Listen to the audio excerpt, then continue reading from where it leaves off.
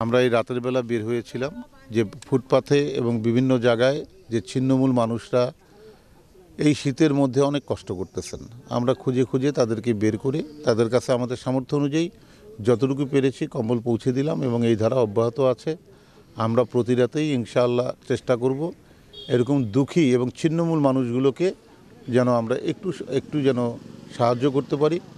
আমাদের সামর্থ্য যতটুকু আছে ততটুকুর মধ্যে আমরা চেষ্টা করছি। পীর সাহেব চরমনের নির্দেশে ইসলামী আন্দোলন বাংলাদেশের, আপনারা জানেন যে এখানে আমার ইসলামী আন্দোলন বাংলাদেশের দায়িত্বশীলরা আছেন। আমি রংপুর মহানগরের সেক্রেটারি।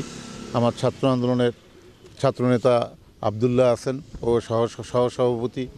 আমার সাথে যুব আন্দোলনের সভাপতি সাহেব আছেন, ছাত্র আন্দোলনের সেক্রেটারি আছেন এবং যুব আন্দোলনের সাধারণ সম্পাদক হাবিব আছেন। আমাদের জয়েন্ট সেক্রেটারি সাহেব উনি আছেন। তো ইনশাআল্লাহ আমরা এভাবে প্রতি রাতেই আমরা বের হওয়ার চেষ্টা করছি। আজকে আমরা মোটামুটিভাবে যতটুকু পেরেছি আমরা দিলাম। আমরা সবার কাছে দোয়া চাই এবং সামর্থ্যবানদের কাছে আমরা উদাত্ত আহ্বান জানাই যে আসেন। আমরা তো বিভিন্ন ঘরের মধ্যে আমরা অনেক আরামায়েশে থাকি, এমনকি রুম হিটার ছেড়ে দিই ঠান্ডার মধ্যে, কিন্তু কিছু মানুষ কম্বল ছাড়া একদম নিরস্ত বিবস্ত মানুষগুলো রাস্তার মধ্যে যারা শুয়ে আছে তাদের জন্য আমাদের যার যার জায়গা থেকে আপনাদের কাছে উদাত্ত আহ্বান জানাবো। আপনারা প্রত্যেকে যদি একটু উদ্যোক্তা হয়ে বের হয়ে আসেন তাহলে ইনশাআল্লাহ রংপুর শহরে আর একটি গরিবও রাস্তায় এইভাবে কম্বলের জন্য বা ঠান্ডার মধ্যে কষ্ট করবে না। এই জন্য আমাদের যারা বিভিন্ন জায়গায় যারা আছেন, পেশাজীবী শ্রেণীজীবী যারা আছেন বিভিন্ন জায়গায়, সবার কাছে উদাত্ত আহ্বান জানাবো যে আপনারাও একটু যদি উদ্যোক্তার ভূমিকা পালন করে আপনারাও যদি এইভাবে, আমরা আর কত দিতে পারবো, হয়তো আমরা যতটুকু হয়তো 1,500, 2,000 বা 3,000 লোকের কাছে হয়তো আমরা পৌঁছাতে পারবো, কিন্তু এরকম তো অনেক মানুষ আছে যারা এইভাবে ফুটপাতে শুয়ে থাকে।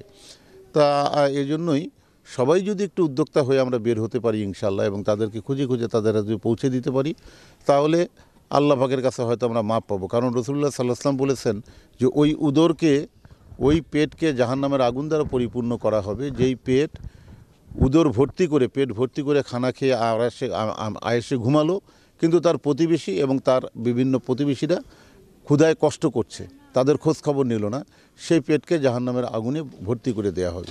তো এটা অনেক বড় হুঁশিয়ার বাণী। এই জন্য আমরা যারা রুম হিটার ছেড়ে দিয়ে ঘরের মধ্যে মোটা কম্বল নিয়ে আমরা শুয়ে ঠান্ডা নিবারণ করছি, আর আমার পাশে অনেকগুলো মানুষ এমনকি একটা কম্বলও পাচ্ছে না তার ঠান্ডা নিবারণের জন্য, এই মানুষগুলোর জন্য দায়িত্ববোধের জায়গা থেকে আমরা প্রত্যেকে যেন কাজ করতে পারি। আমরা ইসলামী আন্দোলন বাংলাদেশ প্রতি বছরই ইনশাআল্লাহ আলহামদুলিল্লাহ আমাদের সহযোগী সংগঠনের সবাইকে নিয়ে আমরা আমাদের পকেটের পয়সা থেকে যতটুকু পারি দিয়ে আমরা যতটুকু পারি আমরা চেষ্টা করি। তো এটা আসলে তো যদি ইসলামী রাষ্ট্র থাকতো, সরকারি এর দায়িত্ব নিত, যেহেতু ইসলামী রাষ্ট্র নেই, আমরা যারা সামর্থ্যবানরা আছি আপনাদের কাছেও আমি উদাত্ত আহ্বান জানাবো, আসেন আপনারা প্রত্যেকে উদ্যোক্তা হয়ে যদি এই কাজটা আমরা করতে পারি তাহলে ইনশাআল্লাহ রংপুর শহরে অন্তত আমরা মহানগরের মধ্যে যে সমস্ত ছিন্নমূল মানুষগুলো আছে তাদেরকে যেন আমরা একটু একটু যেন এই ঠান্ডা নিবারণে আমরা যেন সবাই নেমে আসতে পারি। দেখেন যে প্রচণ্ড ঠান্ডা পড়ছে, আল্লাহ পাক যেন আমাদের প্রত্যেককে কবুল করেন। আমি আপনাদের কাছে দোয়া চাই এবং আপনাদের জন্য আমিও দোয়া করি।